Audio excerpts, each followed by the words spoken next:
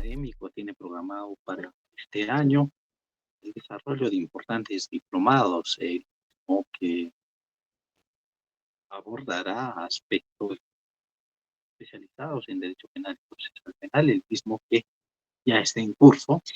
Es un diplomado o especializado en Derecho Penal y Procesal Penal y Investigación Estratégico, que cuenta con 10 módulos debidamente clasificados, el mismo que inició el 22 de abril. También este importante diplomado se tiene un acceso de manera sincrónica a nivel de la plataforma del Instituto, al cual también puede acceder para hacer la revisión de estas importantes conferencias, ponencias y módulos que se vienen desarrollando. Un importante diplomado especializado en Derecho Penal y Procesal Penal. Este diplomado se desarrolla todos los jueves, viernes y sábado, aleatoriamente, durante el mes de abril y mayo correspondientemente, donde se abordarán aspectos de la teoría general del delito, el proceso penal con las instituciones contenidas en ella, cómo viene a ser la prevención del proceso penal, las medidas de coerción personal real, así como también los medios técnicos de defensa, los recursos impugnatorios previstos en el Código Procesal Penal y otros temas de gran relevancia en el ámbito del derecho penal y procesal penal. Este importante diplomado o conglomera y también tiene la participación de destacados profesionales especialistas a nivel nacional, así como internacional. Desde luego, vamos a tener también la participación de destacados profesores a nivel internacional, quienes también estarán desarrollando algunas instituciones muy importantes dentro de este importante diplomado. Continuando con este desarrollo importante, este diplomado, el día de hoy, de manera virtual, ya nos acompaña destacado por especialización de penal procesal penal, el doctor John Alcaquinte, quien nos acompaña a nivel de la plataforma, quien dentro de su trayectoria académica es abogado por la Universidad Tecnológica de los Andes, con maestría en Derecho Penal y Procesal Penal por la Universidad Nacional San Antonio Abad Cusco, egresado del doctorado por la misma universidad, con estudios concluidos en maestría en Gestión Pública por la Universidad del Norte. Además es especialista en Derecho Penal y Procesal Penal, conferencista a nivel nacional e internacional. El día de hoy nos acompaña a nivel de nuestro importante diplomado, donde abordará un tema muy relevante dentro del desarrollo de este diplomado. El tema que desarrolla el doctor Richard Alcaquinte es razonamiento probatorio en el proceso penal. El Instituto Legal Educate le brinda la más cordial de las bienvenidas. Muy buenas noches, apreciado doctor Richard John. Bienvenido al instituto de manera virtual. Nuestro cordial agradecimiento y recepción correspondiente. Buenas noches, bienvenido. ¿Cómo está? Buenas noches con todos. Agradecido, doctor Alex, por la invitación para poder participar en este diplomado que viene organizando pues, el Instituto Educatech. Agradecido y gracias también por la presentación. Bien, para poder empezar este evento académico, en realidad vamos a tocar en el proceso penal. Como bien saben ustedes, el razonamiento probatorio en el proceso penal es de suma importancia a fin de que a través de este razonamiento que puedan realizar, en este caso los jueces, tengan que dar razones y motivos por las cuales pues hacen un análisis adecuado a todos estos medios probatorios o medios de prueba que van a ser actuados en la etapa de juzgamiento, ¿no? Entonces, es a partir de ahí, de que se tiene que tener un adecuado análisis a todos los medios probatorios. Entonces, cuando nosotros hablamos de razonamiento probatorio, tenemos que preguntarnos primero, ¿no?, ¿qué cosa es razonar o qué cosa es un razonamiento? Cuando hablamos qué es razonar o un razonamiento, vamos a hacer referencia al análisis que se podría hacer respecto a un hecho, respecto a una hipótesis. ¿Y cómo se razona? ¿En base a qué se razona? En base a todos aquellos medios probatorios que se haya podido admitir y se pueda actuar en juicio para probar una hipótesis fáctica, ¿no es cierto? Entonces, es a partir de ahí que los jueces, pues, porque son ellos quienes tienen que hacer este tipo de razonamiento para poder emitir cualquier tipo de sentencia, sean sentencias absolutorias o sentencias condenatorias. Pero no solamente están los jueces, sino también los fiscales y también, ¿no?, los abogados que participamos en los diversos procesos. Entonces, el razonamiento probatorio que nosotros como abogados tenemos que hacer es a partir de los actos iniciales. Es decir, qué medios probatorios nosotros podemos ofrecer como defensa. ¿Para qué? Para poder convencer al juez y a partir de ahí se haga un razonamiento adecuado para poder probar una hipótesis fáctica que se haya planteado en un proceso penal. Entonces, para ello, nosotros tenemos que analizar dos cosas, que es acá les traje en esta diapositiva, que es el control intersubjetivo de la inferencia confirmatoria de la hipótesis principal, estándar de prueba. Entonces, ¿qué cosa es una hipótesis? Es un planteamiento, es un planteamiento. ¿Y quién lo hace ese planteamiento? Por parte del Ministerio Público. Es decir, Fiscalía plantea una hipótesis fáctica, ¿no es cierto?, al órgano jurisdiccional, también a los abogados, y es a partir de esa hipótesis fáctica que nosotros vamos a hacer, o nos van a poner en conocimiento, es a partir de ahí que nosotros tenemos que hacer un análisis. Si los medios probatorios que va a presentar Fiscalía para un futuro juicio van a alcanzar ese razonamiento probatorio de convencer al juez de que puede emitir una sentencia condenatoria o una sentencia absolutoria. Entonces, cuando hablamos de hipótesis, hablamos que la hipótesis principal explica y relaciona coherentemente los resultados probatorios, eliminando toda hipótesis alternativa plausible. Es decir, que la hipótesis o la fundamentación fáctica que nos presenta Fiscalía tiene que tener una coherencia lógica, una coherencia con todos los medios probatorios. Es decir, que tal medio probatorio va a tener que probar cierto hecho o cierta fundamentación fáctica. Y como ustedes saben, que la gran mayoría, imagino que acá también son abogados litigantes, como ustedes saben, en un proceso judicial no muchas veces existe un adecuado control o un adecuado razonamiento en diversas sentencias. Ejemplo, aquí en Lima, por ejemplo, por la carga laboral que tienen, las sentencias que se emiten o las sentencias que dan, las sentencias condenatorias que en algunos casos yo he tenido y me he dado el tiempo de analizar las sentencias que emiten estos jueces, decimos de que el razonamiento probatorio que hacen ellos pues no es lo adecuado o no se condice con los estándares de prueba o no se condice con las exigencias constitucionales. Porque lo único que se hace para emitir una sentencia condenatoria es la transcripción de todo lo actuado, todo lo hablado en la etapa de juzgamiento. Esa transcripción que hacen a una sentencia, a una resolución, solamente se limitan a mencionar que tal cosa probó tal cosa, que tal cosa probó tal cosa. Entonces, no se trata, ese no es un razonamiento adecuado. El razonamiento adecuado es que se tiene que hacer a partir de la fiabilidad que tenga cada medio probatorio. Y ese medio probatorio tiene que probar un cierto hecho. No generalizarlo, porque las sentencias que se emiten son generalizadas. Entonces tiene que partir desde que ese medio probatorio haya probado una fundamentación fáctica o una hipótesis fáctica que plantea el Ministerio Público o que también nosotros como defensa podemos plantear para que se pueda emitir una sentencia absolutoria. Vayamos. En esta parte del control intersubjetivo, he señalado los puntos que se tiene que tocar a fin de que se pueda hacer un adecuado razonamiento probatorio al momento de que se puede emitir cualquier tipo de sentencia, sea estas sentencias condenatorias o absolutorias, ¿no? Uno, la hipótesis no explica coherentemente todos los resultados probatorios. Segundo, que es la presencia de las lagunas probatorias. Exacto. Cuando hablamos de lagunas probatorias, es que no muchas veces, estos medios probatorios que son actuados en la etapa de juicio, no siempre llegan a poder probar un cierto suceso fáctico.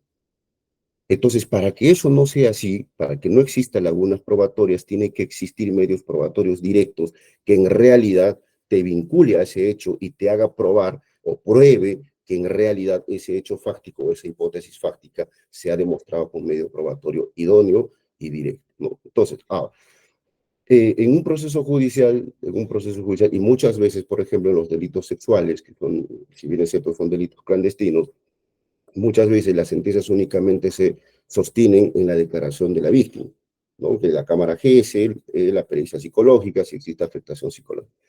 Pero, curiosamente, la Corte Suprema también ha señalado en varias sentencias de que no solamente en estos delitos clandestinos puede ser como prueba directa la declaración del agraviado. Tiene que existir otros medios probatorios, otras pruebas que puedan sostener lo que dice el agraviado. Y acá en Lima, en la Corte de Lima Este, en las sentencias que se emiten por los delitos sexuales es únicamente por la Cámara GESE. Únicamente es por la Cámara GESE.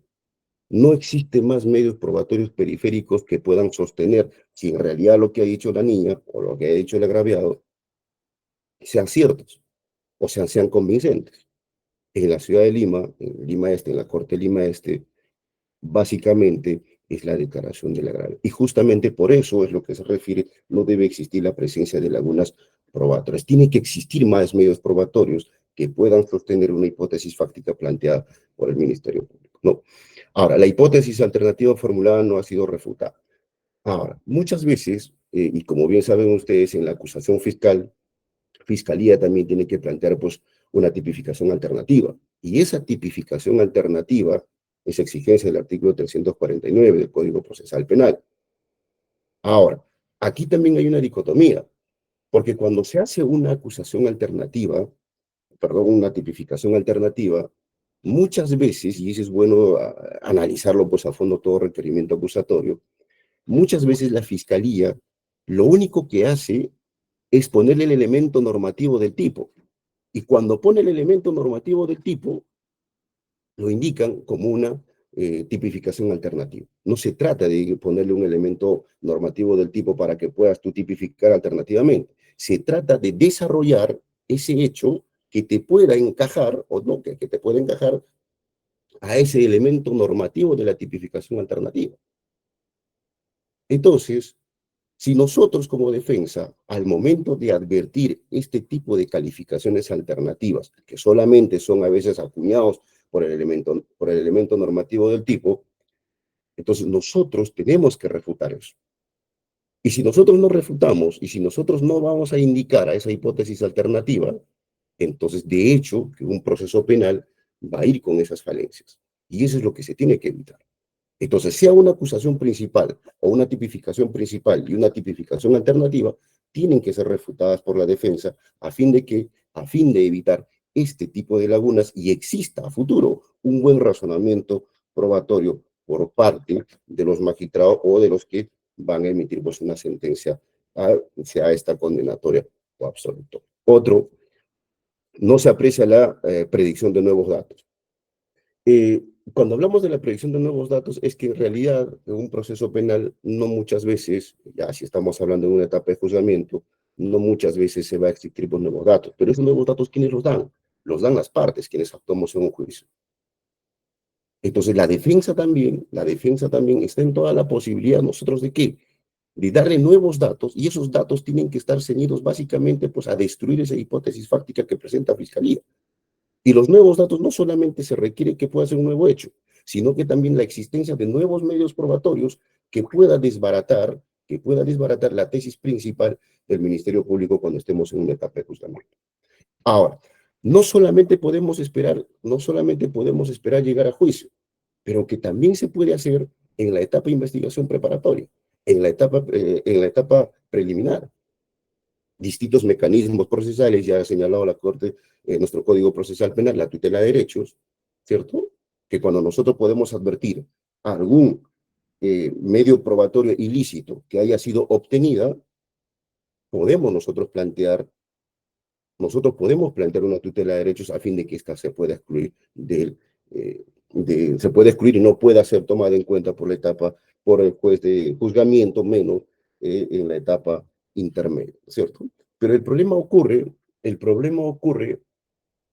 en que muchas veces, y acá en la ciudad de Lima también ocurre lo mismo, el acuerdo plenario 6/2009 da esa posibilidad a los magistrados, a los jueces, y el fundamento 14, 13, 14, 15, si mal no recuerdo, hace referencia incluso de que los jueces, aún de oficio, pueden hacer ese control formal y sustancial. Es más, a los medios probatorios también.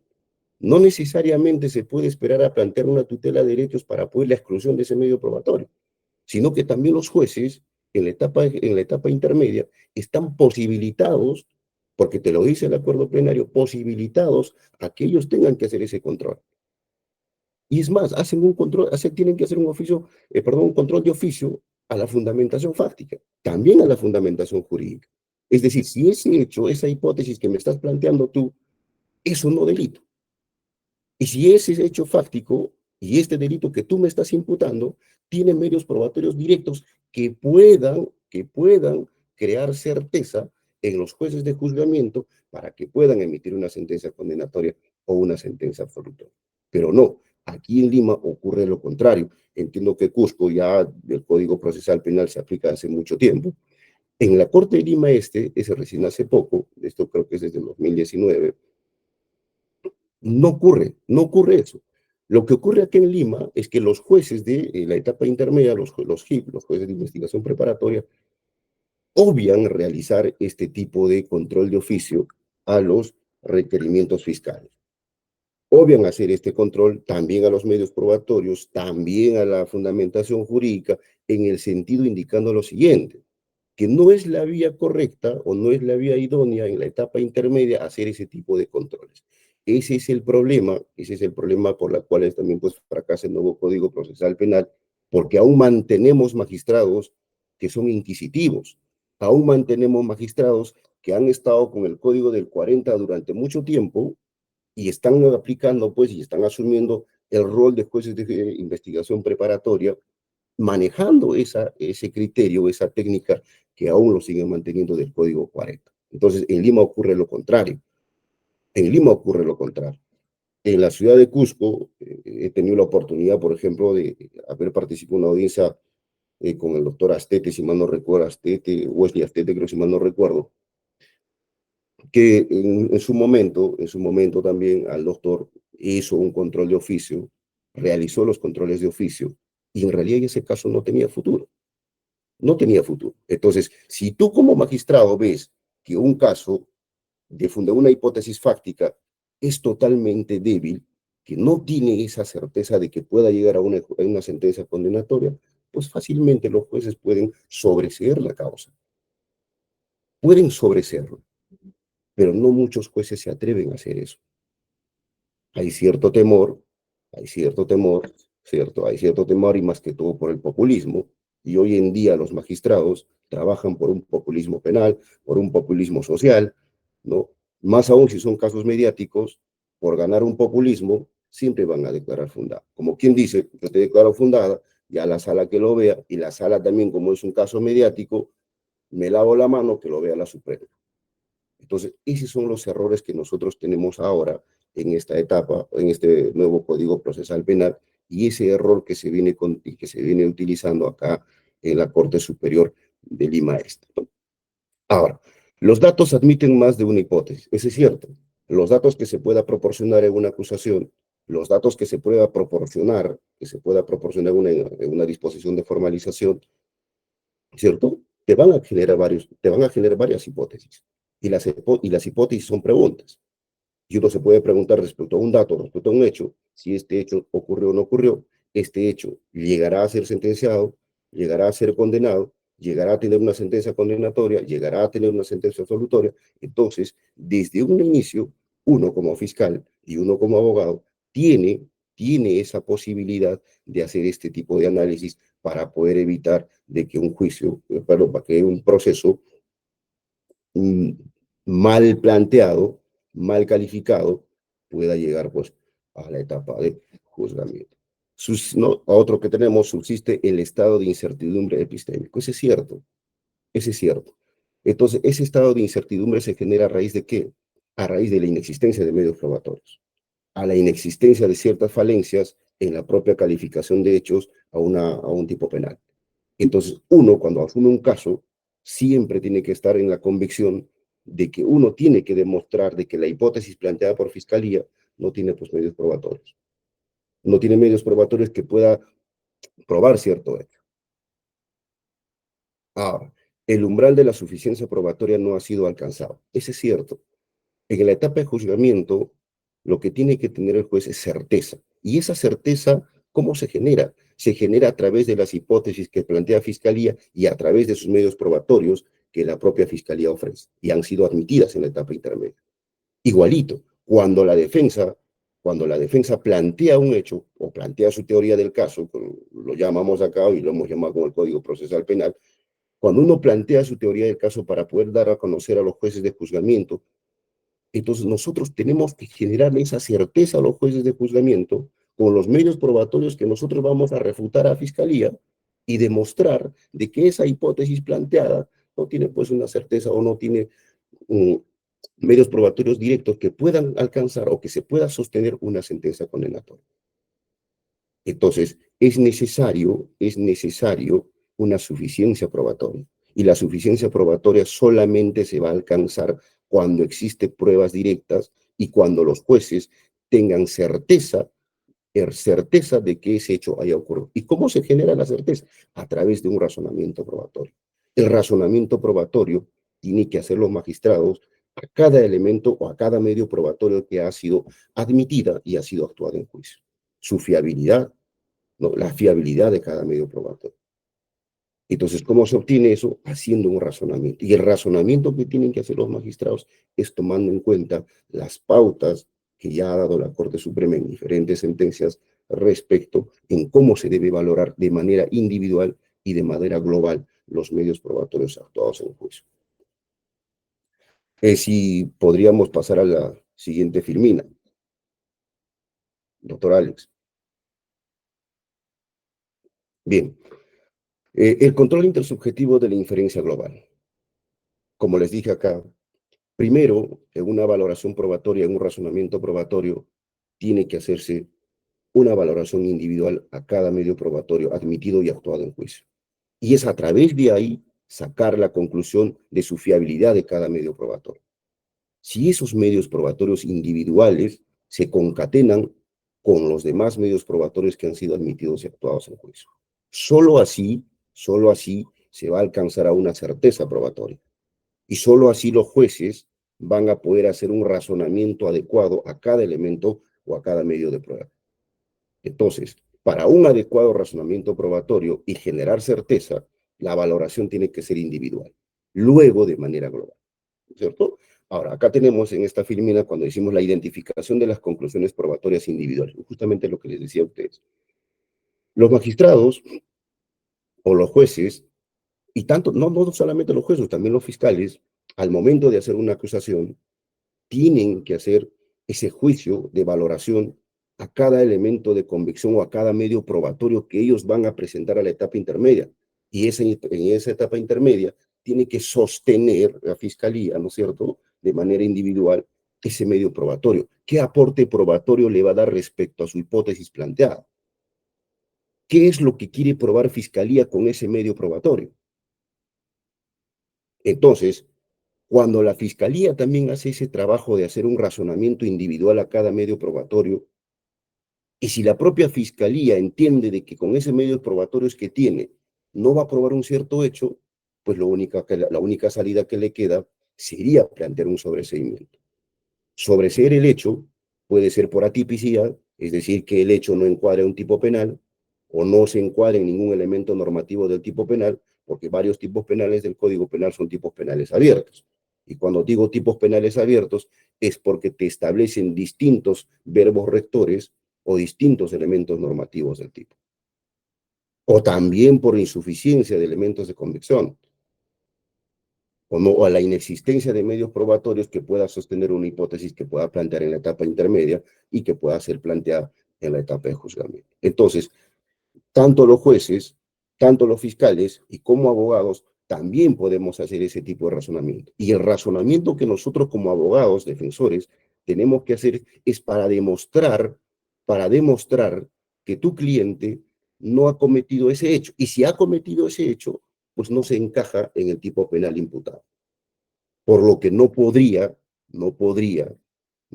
pues, ser sancionado si nosotros advertimos que la inexistencia de hecho y la inexistencia de medios probatorios. Ahí es un tema importantísimo también que imagino que van a hablar con otros docentes, es, por ejemplo, el principio de inmutabilidad de hechos. Bueno, es otro tema, el principio de inmutabilidad de hechos.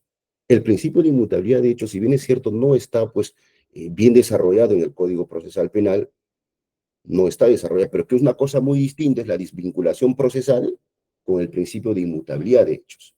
Recién hace poco la Corte Suprema, si mal no recuerdo, es la casación 993, en 2018, si mal no recuerdo, habla respecto a la inmutabilidad de hechos. Entonces es un tema importante, imagino que lo van a tratar con otro docente en este diplomado, pero les doy dando un alcance que no es un instituto jurídico muy desarrollado, tampoco la jurisprudencia tiene no tenemos mucha jurisprudencia respecto al principio de inmutabilidad de hechos, ¿no? Solo recién en esta casación que les estoy mencionando, es que recién ahí se está tocando el tema del principio de inmutabilidad de hechos. Una cosa distinta, y muchas veces los jueces confunden, una cosa es desvinculación y una cosa es la inmutabilidad de hechos. El hecho que tú imputas no puede mutarse, no puede mutarse. Los cargos penales no pueden ser mutados. Que ese es otro tema que me imagino que lo van a tratar. Por otro lado, tenemos la interrelación coherente de las premisas probatorias, ¿no? Acá tenemos, por ejemplo, se excluyen, son contradictorias, algunas son irrelevantes, no predicen nuevos datos, admiten más de una hipótesis. Eso es cierto. Entonces, cuando hablamos de interrelación coherente de las premisas probatorias, es que los medios probatorios que se va a presentar y que se va a actuar en juicio tienen que tener una concatenación. Y cuando digo una concatenación, tiene que tener una cierta relación, que tal medio probatorio tiene un soporte con otro medio probatorio. Ahora, los jueces al momento de la valoración de todos los medios probatorios actuados en juicio tienen la potestad de ser excluidos. No pueden valorar cierta prueba. No pueden valorar o no pueden entrar a hacer un razonamiento respecto a un medio probatorio ilícito. O cuando los medios probatorios son contradictorios, es decir, que yo presento un medio probatorio, pero me contradigo con el otro, ¿cierto? Entonces pues no estaríamos alcanzando a demostrar la hipótesis planteada por fiscalía. Que eso de alguna medida favorece a tu cliente, va a favorecer a la defensa, porque si existen medios probatorios contradictorios presentados por la propia fiscalía, más aún presentados por la defensa, y vas a rebatir toda esa hipótesis planteada, de hecho que los magistrados van a tener que darte una respuesta favorable cuando exista este tipo de contradicciones, ¿no? Algunos medios probatorios son irrelevantes, ¿cierto? Existen medios probatorios irrelevantes. Y muchas veces, por ejemplo, en una audiencia de prisión preventiva, te presentan elementos de convicción irrelevantes, ¿no? Irrelevantes, digo, por ejemplo, la lectura de derechos, etcétera, etcétera. O sea, tienen que ser medios probatorios o elementos de convicción directos que te prueben un cierto hecho. Solamente así vamos a alcanzar a una certeza. Y a la inexistencia de ello, de hecho, que un proceso penal mal llevado, mal tramitado, lo único que va a hacer es beneficiar a tu cliente, pero eso se va a dar siempre y cuando tú como defensa tengas que demostrarle, tengas que ponerle en conocimiento al juzgado, a los jueces de juzgamiento, estas, eh, estas irrelevancias, estos medios probatorios que no tienen ninguna concatenación con la hipótesis planteada, ¿no? Ahora, la explicitación del enunciado que relaciona causalmente las premisas con la hipótesis. Te dice acá que no ha sido expresado, está expresado, pero no es no inductivamente lógico. Eso es cierto, eso es cierto. Muchas veces los medios probatorios que presenta Fiscalía no siempre alcanza a tener un aporte probatorio idóneo para poder demostrar una hipótesis. O sea, si tus medios probatorios no son pruebas directas, son pruebas indirectas, ¿cierto? Entonces, cuando son pruebas directas, son porque son prueba plena que te va a demostrar un hecho. Pero si son pruebas indirectas y que no tenga un soporte con otros medios probatorios, lo único que llevará un proceso va a ser a una sentencia absolutoria. Ahora, el otro que es respaldo o apoyo al enunciado hipotético.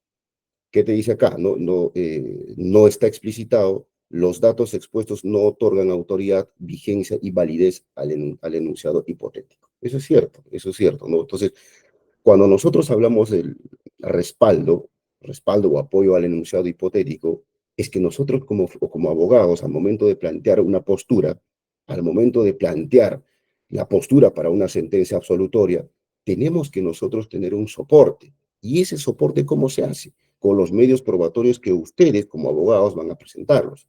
Solamente así va a generar una cierta certeza en los magistrados de que tu posición o tu postura planteada como defensa va a ser adoptada.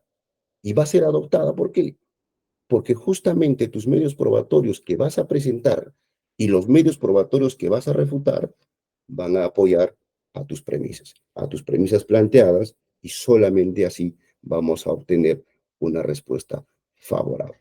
La fuerza probatoria de la garantía, calificador modal. No, acá no expresa el grado de probabilidad adjudicado no es el correcto, algunas proposiciones carecen de respaldo epistémico. Eso es cierto, y ustedes como abogados, imagino que han visto muchas veces acusaciones que existen ciertas falencias desde un punto de vista fáctico. Y si digo falencias desde un punto de vista fáctico, es que no se hace como un hecho principal, es un hecho genérico.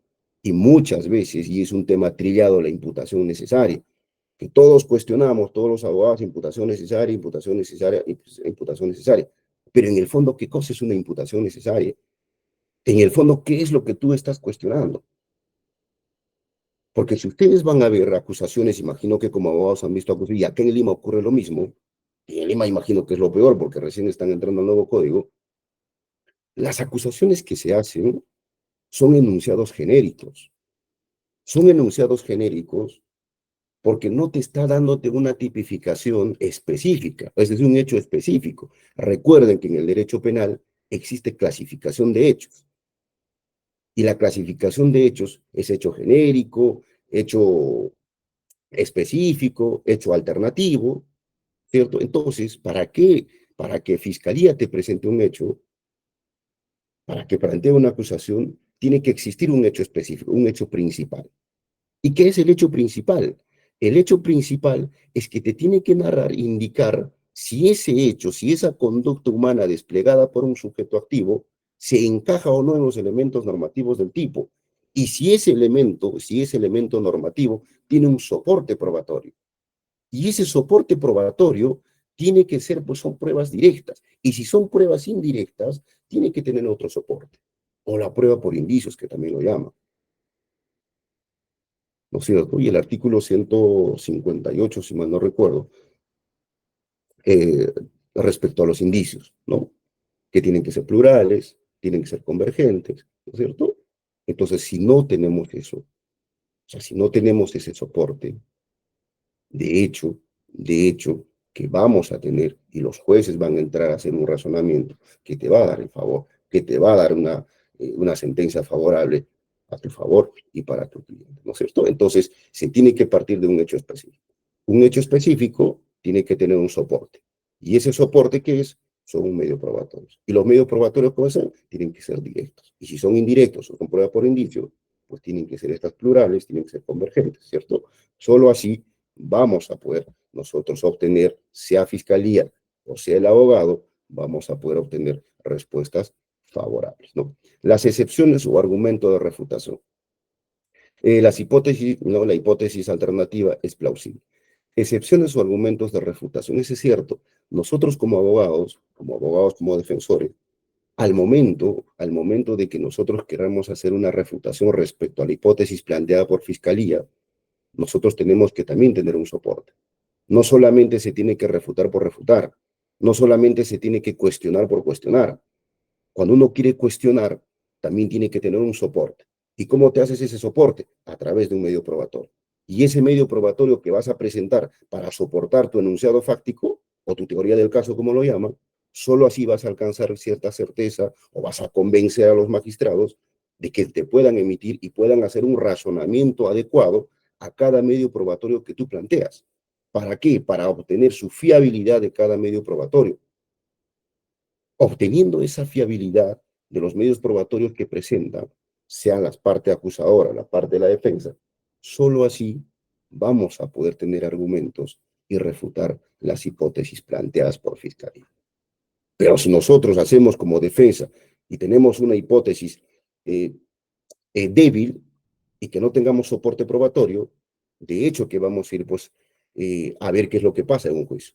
Y un proceso no se trata de ir a ver qué es lo que voy a hacer o qué es lo que va a pasar. Uno como defensa tiene que estar seguro de que mi premisa fáctica planteada en un juicio tiene un soporte. No solamente con tus medios probatorios que puedas presentar, sino que también con los medios probatorios de fiscalía. Entonces, eso se tiene que cuestionar y eso se tiene que plantear desde un inicio. Ya desde un inicio, desde que tú conozcas un caso, tú ya te tienes que generar una convicción de que tu hipótesis o tu teoría planteada o que vas a plantear tenga ese soporte. Mal hacemos nosotros a veces como abogados, y me pasó a mí también, mal hacemos al querer plantear una tesis o al querer plantear un caso o al querer plantear una teoría del caso, no tengamos un soporte. Y si no tenemos ese soporte, de hecho que vamos a quedar mal como abogados. Entonces nosotros como abogados también, y la experiencia me enseñó de que si uno quiere plantear una tesis absolutoria, tiene que tener un soporte. Y ese soporte van a ser tus medios probatorios. Y esos medios probatorios que van a llegar a la etapa de juzgamiento van a tener que ser utilizados por las inferencias probatorias y hacer un razonamiento adecuado por los jueces para obtener esa fiabilidad. Obteniendo esa fiabilidad de manera individual, recién van a tener que hacer el análisis de manera global. Y de manera global es decir, que cada medio probatorio tenga que tener cierta correlación o eh, tiene que tener cierta relación con los demás medios probatorios que presenta. No solamente es presentarlo, no solamente es decir lo que tiene tal aporte, no. Tienes que indicar qué medio probatorio demuestra tal hecho, qué medio probatorio se ha probado tal hecho. Entonces, si a partir de ahí nosotros nos planteamos de que con tales medios probatorios vamos a aprobar una tesis que vamos a plantear como defensa, entonces eso es lo que tienen que hacer los jueces para hacer un razonamiento adecuado. No olvidemos de que el razonamiento probatorio no solamente lo hacen los jueces, también lo podemos hacer nosotros y lo hacemos desde el inicio de las diligencias preliminares. ¿Que se puede plantear a través de un mecanismo procesal? Sí se puede hacer. La tutela de derechos sí se puede plantear. Pero para poder plantear una tutela de derechos también tienes que tener un soporte, ¿cierto? Ese soporte va a ser tus medios probatorios, ese soporte va a ser tu propia argumentación jurídica, tu propia argumentación fáctica y tu propia argumentación jurisprudencial. Solo así vamos a lograr el objetivo que nosotros queremos. Entonces, el razonamiento probatorio no solamente atañe, no solamente le vincula a los jueces, también a la defensa, también a la fiscalía. La otra filmina, por favor, doctor Alex. Ah, como les decía acá, el control intersubjetivo de la inferencia individual, lo que justamente hace poco les hablaba, ¿no? Entonces, ese control o ese análisis, ese razonamiento individual que se tiene que hacer, se tiene que plantear desde un inicio. Y ese planteamiento lo vamos a hacer nosotros, como abogados, si es que planteamos como abogados, ¿cierto? Y la fiscalía pues hará lo propio cuando presente su requerimiento acusatorio y pueda demostrar o pueda generar certeza en los magistrados, en los jueces de juzgamiento, respecto con qué prueba se va a probar tal hecho. ¿Qué prueba prueba tal hecho? Y ese hecho que encaje en un tipo penal, el tipo penal planteado. Pero queda la posibilidad de repente de que los jueces de juzgamiento, al momento de hacer la valoración probatoria, tanto individual y global, ¿no? Pueda demostrarse de que ese hecho, pues, o los medios probatorios y la fundamentación fáctica no encajan en el tipo penal acusado. La pregunta sería, ¿pueden los jueces condenar por un tipo penal no planteado? Entonces, ahí va el tema, la desvinculación procesal. Entonces, a partir de que los jueces hagan ese tipo de razonamiento, y es más, nosotros como abogados, como defensores, también podemos plantear la teoría o la tesis de una desvinculación procesal. Es decir, que el hecho pues no encajaría en el tipo penal planteado, pero sí podría dar en otro tipo penal, ¿no es cierto? Pero no solamente se puede plantear ese tipo de la desvinculación en la etapa de juzgamiento, también lo puedes hacer en la etapa preparatoria. ¿A través de qué? A través de pidiendo la adecuación del tipo. O sea, si nosotros como defensa decimos de que la fundamentación fáctica no encaja a la tipificación principal que hace Fiscalía en la formalización, nosotros podemos pedirle a Fiscalía, a través de un escrito bien fundamentado, ¿no? Haciendo un razonamiento a la fundamentación fáctica, indicar de que el enunciado fáctico no encajaría en ese tipo penal y solicitaría la adecuación del tipo. que suena casi, que suena casi igual a una desvinculación. La desvinculación procesal lo hacen los jueces y la adecuación del tipo eh, lo hace la defensa, lo solicita la defensa, ¿cierto? Al Ministerio Público, que puede tener cierta similitud, pero que es distinta, ¿no? Que es distinta. Su trámite procesal es muy distinto en ambos casos. Acá, por ejemplo, tenemos el juicio de fiabilidad, ¿no? Los problemas de autenticidad documental, cuestiones de credibilidad del testimonio, inconsistencias periciales, ¿cierto? Entonces, creo que ya ustedes como abogados que han participado en diversos juicios de distintos tipos penales, ustedes se han podido dar cuenta, ¿cierto? La autenticidad de tales documentales, ¿no? De tales medios probatorios, ¿no? Y se cuestiona la credibilidad, la obtención de ese medio probatorio, cómo se ha obtenido, ¿cierto? Si se ha obtenido con todas las garantías procesales, ¿no es cierto? Sin vulnerar ningún derecho fundamental del imputado, ¿no es cierto? Si las declaraciones de las agraviadas, de los testigos propios o impropios, son creíbles o no, ¿no es cierto? Entonces, ¿cómo se refuta eso? A través del juicio de fiabilidad. Y el juicio de fiabilidad no solamente lo hacen los jueces, lo hacemos los abogados, lo hace la fiscalía, y eso se puede plantear. Entonces, los medios probatorios que se presentan tienen que ser fiables, es decir, que tienen que soportar su hipótesis. Y ahí va el trabajo de los jueces, ahí va el trabajo de los jueces a hacer el juicio de fiabilidad.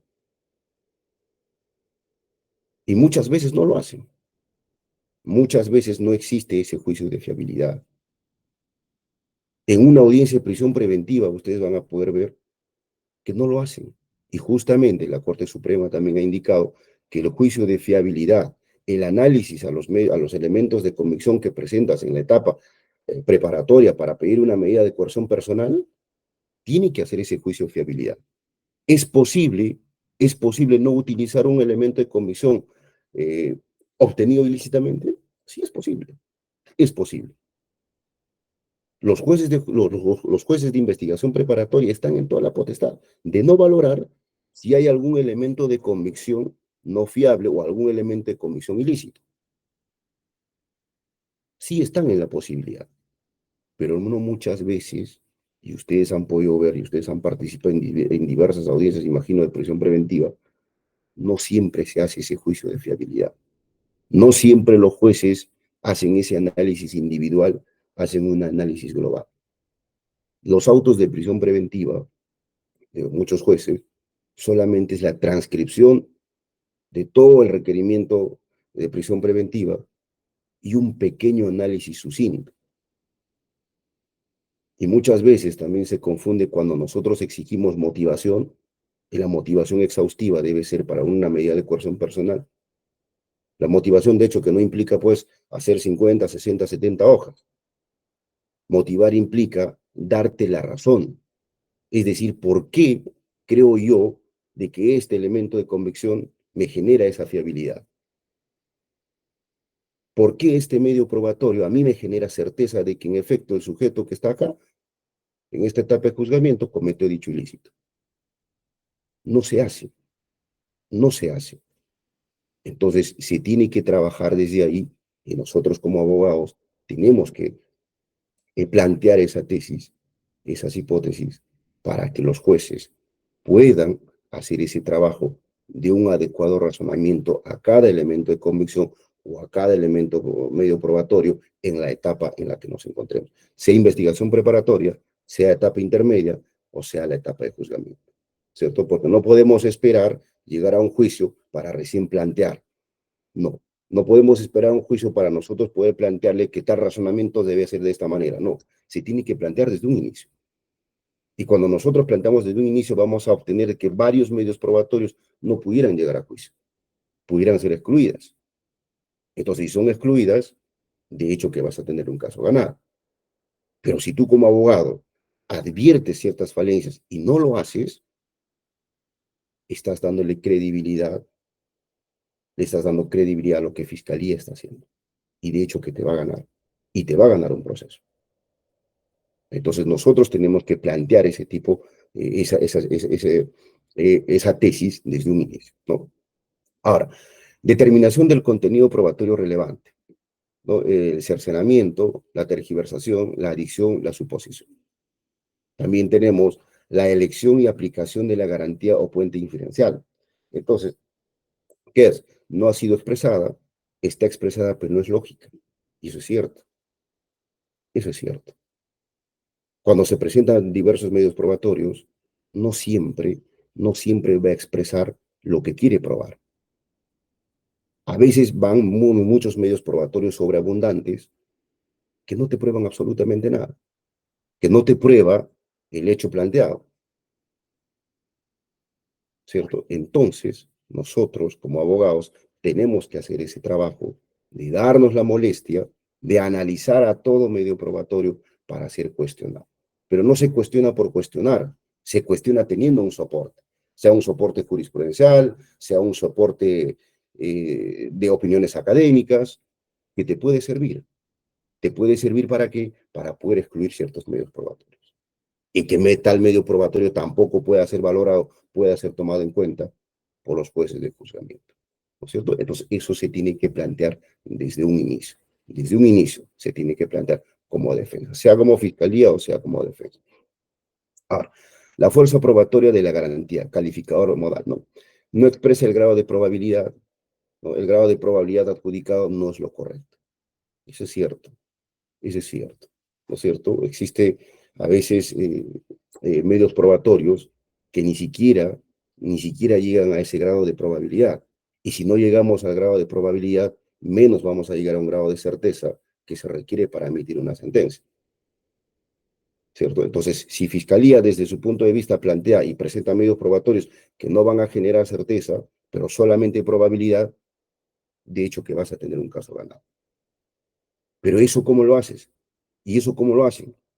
A través de la aplicación del razonamiento probatorio, ¿cierto? Haciendo un análisis a los hechos, haciendo un análisis a la prueba, haciendo un análisis al elemento jurídico.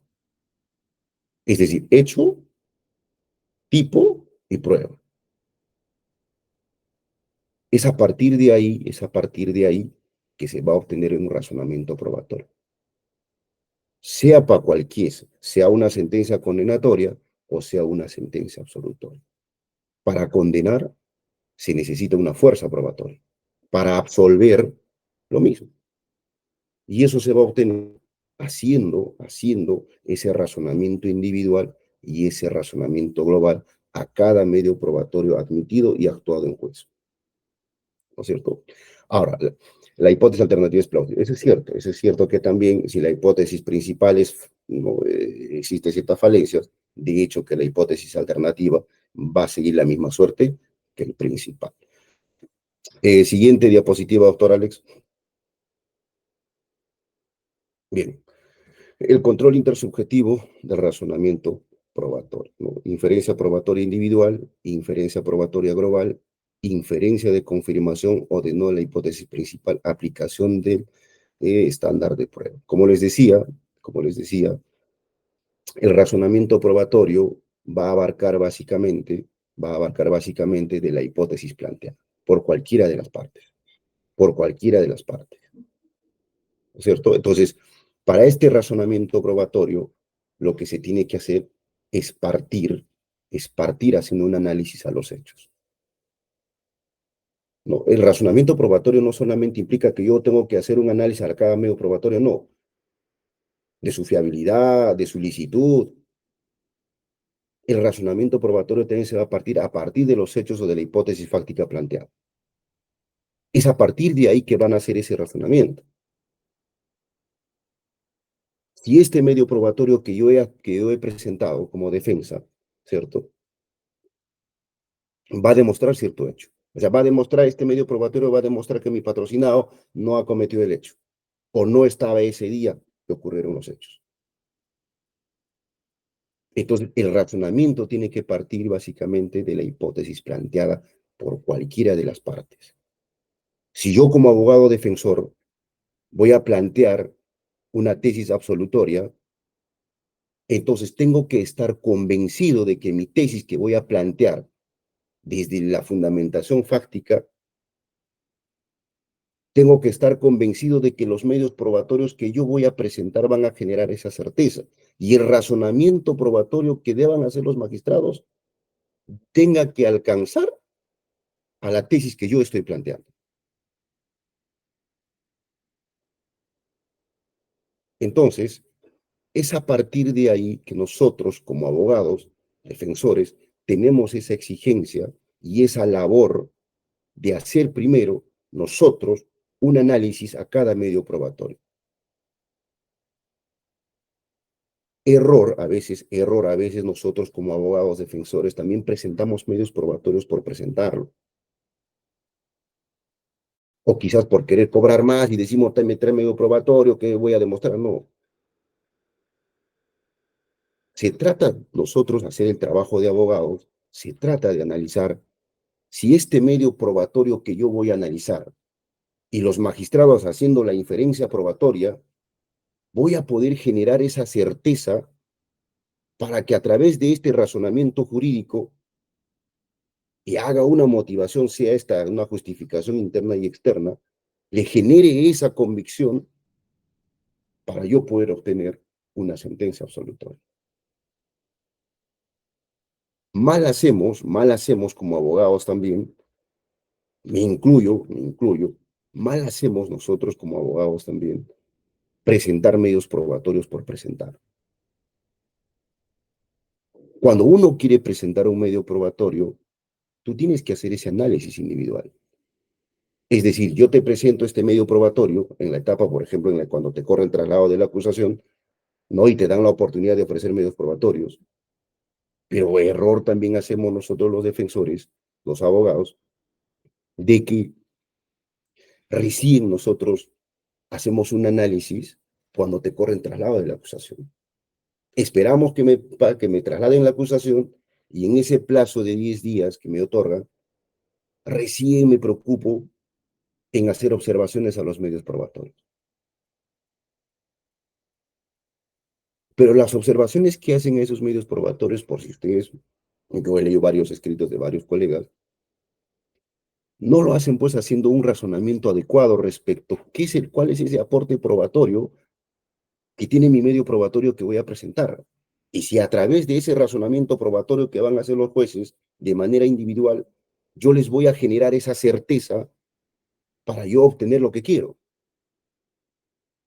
Solamente observan por observar sin hacer un mayor análisis.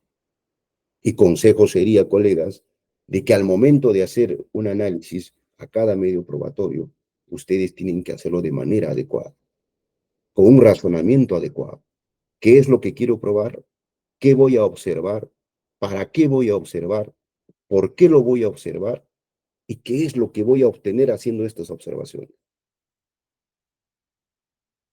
Entonces, el razonamiento probatorio no solamente es para los magistrados, no solamente son para los jueces, también es para los abogados, también es para fiscalía. Entonces, haciendo un análisis, esa observación, también queda la posibilidad de que ustedes como abogados puedan solicitar el sobreseimiento. Pero ¿cómo puedes pedir un sobreseimiento si tú no estás haciendo una adecuada observación a cada medio probatorio? ¿Cómo tú puedes pedir un sobreseimiento si tú mismo no estás convencido de lo que estás diciendo? Entonces, nosotros como abogados, en principio, tenemos que hacer ese análisis individual. Y ese análisis individual, nosotros como abogados también tenemos que ver su fiabilidad, si este medio probatorio ha sido obtenido de manera lícita, sin vulnerar ningún derecho fundamental. Y que puedes pedir en la etapa intermedia la exclusión, sí, se puede. Que también pudiste haberle hecho en la etapa preparatoria. Pero mal hacemos nosotros como abogados esperar que nos corran traslado, recién ahí nos preocupamos en hacer observaciones. Pero hacemos observaciones no con un adecuado razonamiento. Hacemos observaciones por hacerlo, para ver qué es lo que nos sale. Y no se trata, doctores, no se trata de hacer ese tipo de observaciones a la ligera. Cuando uno quiere hacer una observación, nosotros mismos como abogados tenemos que analizar, hacernos esa convicción de que tal medio probatorio no debe pasar a juicio, o por tales motivos, porque tal medio probatorio no prueba tal hecho, o que tal medio probatorio no prueba tal hipótesis, no, su premisa fáctica no tiene soporte con ningún medio probatorio, entonces podrás pedir tú el sobreseimiento. Entonces, el razonamiento probatorio, colegas, no solamente son para los jueces. También lo podemos hacer nosotros los abogados para poder plantear una tesis, ¿no? La inferencia probatoria global. Entonces, a partir de que nosotros ya hicimos una inferencia probatoria individual, ahora tenemos que hacer una inferencia probatoria global. Pero como defensa nosotros hacemos ¿para qué? Para poder plantear un sobreseimiento. ¿Cierto? Entonces, si yo hago un análisis y veo que ningún medio probatorio tiene soporte a la premisa fáctica, y ningún medio probatorio tiene un soporte o no soporta la fundamentación jurídica, es decir, que el medio probatorio presentado, admitido y valorado en juicio no me genera certeza pues que se haya cometido ese tipo penal. Pero no podemos esperar nosotros, no podemos esperar ir a juicio para nosotros recién darle a conocer a los jueces, ¿no es cierto?, de que qué medio probatorio debe ser valorado de manera adecuada o pedir la exclusión, qué medio probatorio no se debe tomar en cuenta. No se debe esperar la etapa de juzgamiento. Se tiene que hacer desde las etapas iniciales. Y ustedes como abogados saben los mecanismos procesales que se utilizan para poder pedir la exclusión de un medio probatorio o de un elemento de convicción si hablamos en la etapa preparatoria que haya sido obtenida de manera ilícita o haya sido obtenida vulnerando los derechos fundamentales. Ese razonamiento se hace desde un inicio. Y si tú como abogado no lo haces y no estás convencido de lo que vas a hacer, de hecho que vas a perder el juicio. De hecho que vas a perder el juicio. Entonces nosotros como abogados, colegas, tenemos que hacer ese análisis. El análisis del razonamiento probatorio implica que nosotros, las partes procesales que participamos de un proceso penal, tenemos que hacer ese tipo de análisis para obtener nosotros la respuesta favorable que queremos. Esa es la inferencia global que se tiene que hacer, partiendo primero del hecho, y para partir del hecho se tiene que tener una imputación específica. ¿Y cómo se obtiene la imputación específica? Es a través de un análisis de la conducta, ¿cierto? Y que esa conducta, ese hecho, tenga ese soporte. Si no tiene soporte, ustedes, doctores, en la etapa preparatoria, pueden plantear excepciones, mecanismos procesales, y no esperar la etapa de juzgamiento, ¿no? Otro, la inferencia de confirmación o de no, la hipótesis principal, aplicación no del estándar de prueba. Entonces, lo que esto quiere decir, colegas, es que si de las inferencias o del análisis probatorio o del razonamiento probatorio que pueda hacer los jueces o podamos hacer nosotros, ¿no es cierto?, no podemos demostrar de que la hipótesis principal planteada por Fiscalía o nuestra hipótesis planteada por nosotros tenga ese soporte. Y ese soporte solamente lo vamos a lograr, doctores, cuando hagamos un análisis o hagamos un análisis a cada medio probatorio. De hecho que a veces es tedioso leer libros, leer jurisprudencias, pronunciamientos del tribunal, de la Corte Interamericana, ¿cierto? Quizás por la premura del tiempo, por la carga laboral que pueda tener desde la parte de fiscalía, ya sea como juez o sea como abogados, de que es tedioso. Pero si tú tienes la voluntad de querer plantear una tesis absolutoria, tienes que hacerlo. Se tiene que hacer. Se tiene que hacer ese razonamiento probatorio, ese razonamiento fáctico, ese razonamiento jurídico. Sí y solo si nosotros hacemos eso, vamos a obtener lo que nosotros queremos, que por cierto va a ser una sentencia absolutoria. Entonces, ustedes han podido, y entiendo que ustedes también ya participan en procesos penales o en diversos tipos de procesos penales, y se han podido dar cuenta que muchas veces los jueces no hacen ese razonamiento. No existe a veces ápice de razonamiento en las sentencias condenatorias.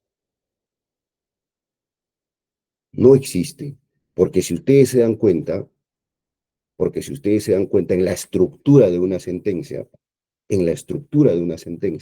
tiene que existir el razonamiento del juzgador. Y en ese acápite de razonamiento del juzgador, ahí es donde entra a tallar el razonamiento probatorio. ¿Por qué cree el juez que está convencido de que el hecho se cometió? Y si ese hecho se cometió, existe un medio probatorio directo que vincula al imputado, ¿no es cierto? Y el imputado, pues, haya cometido ese hecho. Pero si no existe ello, de hecho que un proceso que donde ustedes participen, van a obtener una sentencia absolutoria. Entonces, les sugiero, doctores, hay un libro muy interesante que hace poco ha sido publicado, que es El razonamiento probatorio del doctor Jordi Fernó. Un libro interesante, es un libro muy interesante, y ahí justamente habla bastantes ítems, o ítems, como quieran llamarlo, respecto a cómo debe hacerse un razonamiento probatorio. ¿De dónde parte para hacer un razonamiento probatorio? ¿Y quiénes están obligados a hacer ese tipo de razonamiento probatorio? Para probar un hecho. Entonces, doctores, les sugiero, los que pudieran adquirirlo, ese libro es muy interesante, muy importante, ese libro respecto al razonamiento probatorio. No sé si hay más diapositivas, doctor Alex. Ok. Doctores, en realidad el razonamiento probatorio es un tema larguísimo, es un tema bastante complejo, si podríamos llamarlo así, para poder analizar. Va ya en ustedes también, en cada uno de ustedes, de que puedan analizarlo, puedan revisar distintos pronunciamientos o distintas jurisprudencias o libros respecto al razonamiento probatorio, que es importantísimo en la etapa de juzgamiento y en la etapa de investigación preparatoria y etapa intermedia. Haciendo ese análisis de razonamiento probatorio, vamos a obtener una respuesta de la que nosotros podamos plantear. Entonces, es importante, doctores, que desde un inicio, desde la etapa preliminar, es que nosotros como abogados ya tengamos una posición, una postura que queremos plantear a los jueces, ya sea en la etapa de juzgamiento o ya sea en la etapa intermedia. Recuerden que el razonamiento probatorio no solamente son para los jueces, también para las partes. Cuando nosotros queremos plantear medios probatorios o presentemos medios probatorios o cuando hacemos observaciones a los medios probatorios presentados en la acusación. Entonces, es a partir de ahí, doctores, haciendo ese tipo de razonamiento, vamos a querer lograr lo que nosotros nos planteamos.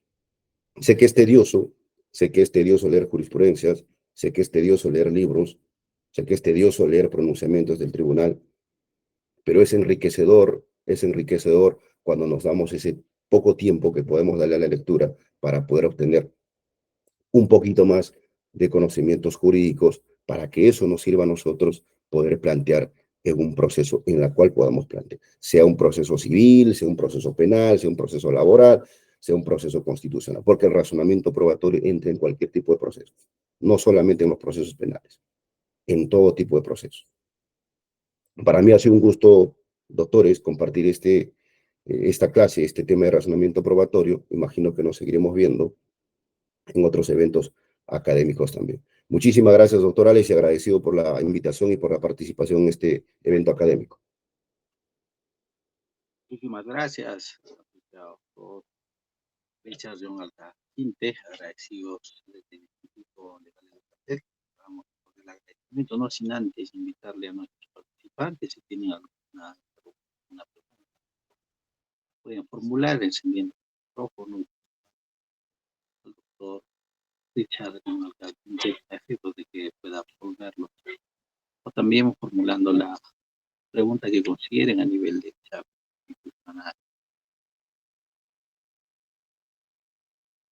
Habiendo quedado claro, apreciado doctor Richard Quinte, nuevamente le traslado el agradecimiento de reconocimiento especial por parte del Instituto Legal de Madrid, que viene desarrollando un diplomado en Derecho Penal Procesal Penal. Quedamos muy agradecidos, esperando también contar con su participación en futuras jornadas académicas que realiza el Instituto Legal. Gracias, tal vez unas facturas. Adelante, doctor Richard. Sí, no, agradecido por ti, doctor Alex, por la invitación que se me hace. Estoy bastante agradecido con su persona y desearles pues los mejores éxitos acá a los doctores presentes en este evento académico, ¿no? No sin antes indicarles de que tenemos que seguir en esta cultura jurídica para poder enriquecer nuestros conocimientos y poder plantearlos en un futuro juicio en la que ellos puedan participar. Me voy agradecido, me voy muy contento, doctor Alex, y cualquier invitación dispuesto, predispuesto a poder seguir participando en futuros eventos académicos también. Muchísimas gracias, les agradezco a todos. Muchísimas gracias, apreciado doctor, por este importante módulo que lleva el título de razonamiento probatorio en el proceso penal por parte del destacado doctor Richard John Alta Quinte, a quien reconocemos y también trasladamos nuestro cordial agradecimiento. De modo, agradecemos a cada uno de los participantes que interactúan a nivel de las diferentes plataformas del Instituto, tanto del sincrónico y asincrónico, invitarles a participar de este importante diplomado de Derecho Penal Procesal que se desarrolla todos los fines de semana, a partir del jueves, viernes, sábado, a partir de las 6 de la tarde, durante el mes de abril y mayo, respectivamente. Están diplomados contra la participación de los profesores internacionales, muchos de ellos especialistas en Derecho Penal Procesal y creación oral, quienes estarán desarrollando importantes instituciones dentro del Código Procesal Penal. A mayores informes también nos pueden escribir o llamar a los números telefónicos que tenemos en esta plataforma para poder realizar su inscripción oportunamente. Asimismo, invitarles a participar del diplomado en violencia familiar en el homicidio que inicia el 2 de mayo, un importante diplomado con la participación de destacados especialistas en la materia que iniciará el 2 de mayo, una diplomatura donde se desarrollará aspectos sobre la ley de violencia contra la mujer, integrantes del grupo familiar, violencia sexual, género, homicidio, que iniciará el 2 de mayo. Cordialmente daos cualquier información, también escríbanos, nosotros les estaremos informando y dando la información necesaria oportuna. Muchísimas gracias por la atención. El día de mañana continuamos con este importante diplomado a nivel de Instituto Legal de Yucatán. Tiene programado el desarrollo de este diplomados al cual le estamos buenas noches, agradecido por su atención. Nos despedimos hasta el día de mañana. Buenas noches, apreciado doctor John Alta Quinte, un fuerte abrazo a la distancia. Esperamos también contar con su participación pronto aquí en la ciudad. Un fuerte abrazo. Muchas gracias, doctor. Un fuerte abrazo a cada uno de ustedes. Buenas noches.